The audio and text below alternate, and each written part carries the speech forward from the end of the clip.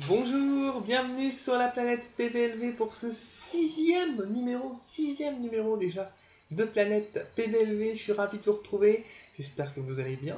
Au sommaire dans un instant, la rétro PBLV 2, comme la semaine dernière. Deux rétro PBLV, une sur le couple Ninon-Rudy et l'autre sur Rachel, oui, Rachel Lévy, puisque la comédienne Colette Renard nous a quittés il y a un an, tout juste, hein, c'était je crois, le 6 octobre 2010, donc petit hommage, voilà, avec un retour sur le personnage de Rachel.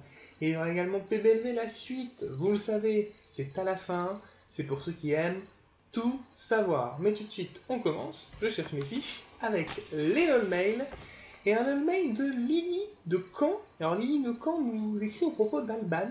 Alban fait que chialer tout le temps, on se croirait dans Hélène et les garçons. Elle est bonne à piquer, il n'y a plus rien à faire pour cette bécasse.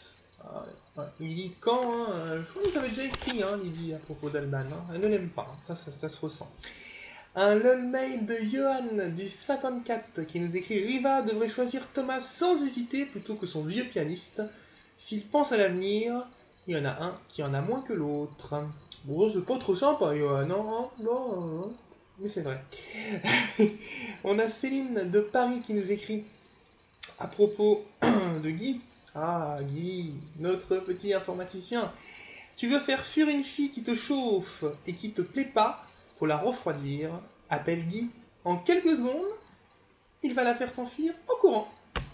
Et oui, ce sera pas un coup de foudre, mais un court-circuit. Voilà, c'est signé donc, je l'ai dit, Céline de Paris. Et puis pour finir, un mail de Jonathan qui nous écrit après Mistral brûlant, le nouveau livre de Blanche, c'est Lettres à Johanna. Fini l'image des institutrices strictes. En fait, ce sont des grosses cochonnes, les instituts. C'est pas faux. Allez, on passe ici à la première rétro de la semaine. C'est un retour sur le couple Ninon-Rudy, parce que ça y est, ils ont renoué ensemble. Mais Ninon et Rudy, ils ont un passé, tous les deux, vous le savez, hein, pour ceux qui regardent depuis très longtemps le feuilleton. Alors, Ninon a rencontré Rudy en 2004, hein, pour être précis, le 30 août 2004. Mais leur histoire d'amour qui va naître rapidement, va vite, ouais, même quand c'est pas en direct, j'ai du mal. Va vite mal tourner. Rudy va tromper celle-ci au bout de quelques semaines. Quelques mois après, Rudy, le serial niqueur, va être en couple avec Johanna. Il va tromper Johanna avec Ninon. Vous me suivez hein, jusque-là. Il retourne donc en couple avec Ninon.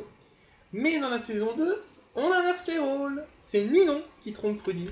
Elle le trompe avec un peintre qui s'appelle Marc Vernier, avec qui elle va être en couple. Dans la saison 3, ils vont réinverser les rôles, puisque comme elle a trompé Marc Vernet avec Rudy, elle va se remettre avec Rudy, mais dans la saison 3, ça va capoter de nouveau. Ninon, en fait, voilà, Rudy va tromper Ninon avec Aude, voilà, donc il va la quitter. Dans la saison 4, Rudy et Ninon vont de nouveau tenter le coup, mais cette fois, aucun ne va tromper l'autre, au miracle, puisqu'ils vont se rendre compte qui se sont trompés, justement. C'est-à-dire qu'ils ne sont pas faits pour être ensemble, mais juste pour être des amis. Voilà. Ils ont mis du temps pour être amis. Et début octobre 2011, voilà, quelques années après leur séparation, et ben c'est parti. 4 ans sans avoir rien fait, hop, ils remettent le couvert, c'est reparti pour un tour. Ninon et Rudy renouent. Alors, qui va tromper l'autre? Ninon va tromper Rudy? Rudy va tromper Ninon? Les deux vont se tromper en même temps? Les paris sont ouverts. Et on passe ici à la rétro de la semaine number 2. Et ça est consacré à Rachel Lévy, Colette Renard, la comédienne qui a interprété brillamment Rachel Lévy, nous a quitté il y a maintenant un an, le 6 octobre 2010. Alors une pensée bien sûr pour Colette Renard et un retour donc sur le personnage de Rachel.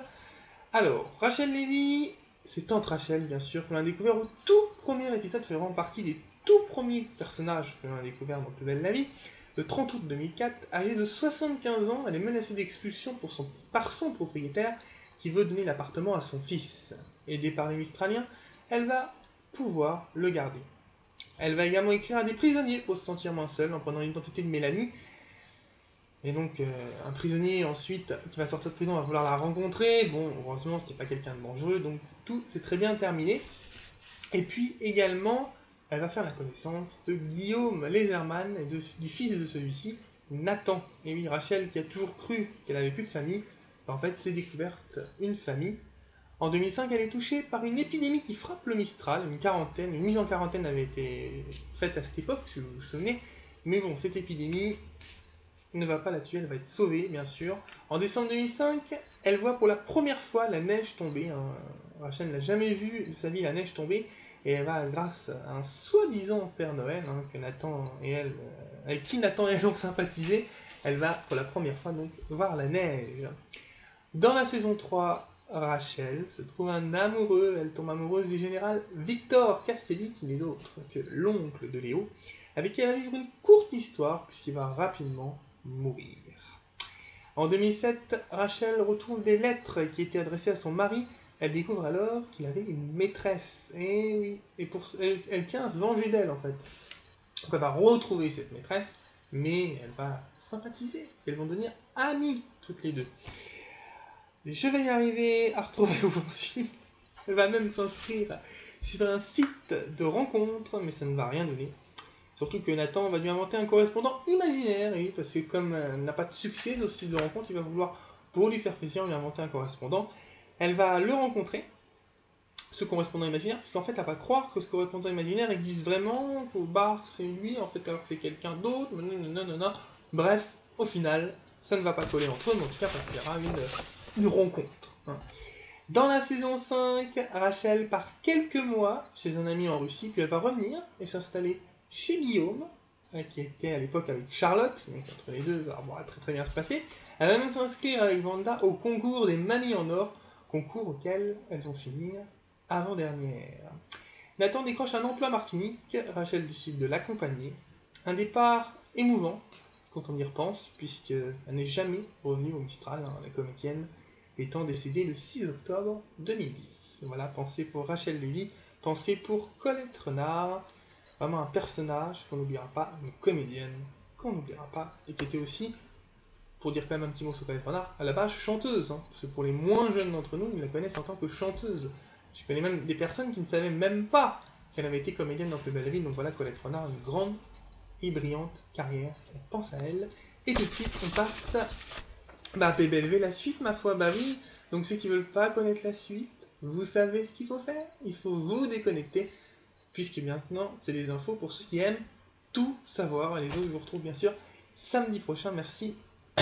Je tousse, c'est bien. Je suis un petit peu malade. Merci de votre fidélité. À samedi prochain, bien sûr. À la même heure, non, certainement pas, parce que là, on se retrouve assez tard. Donc à samedi prochain vers 20h20. Et tout de suite, PBLV, la suite. Restez, ceux qui veulent savoir.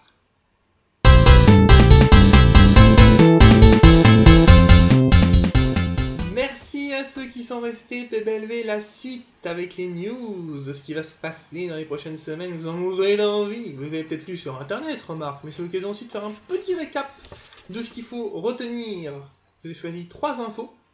La première, c'est inévitable, on l'a appris cette semaine, au mois de novembre, le personnage d'Adriana va décéder du cancer. 1 an après la mort de Florian Estève. Eh ben oui, novembre n'est pas très gai au Mistral, hein, même pour Thomas.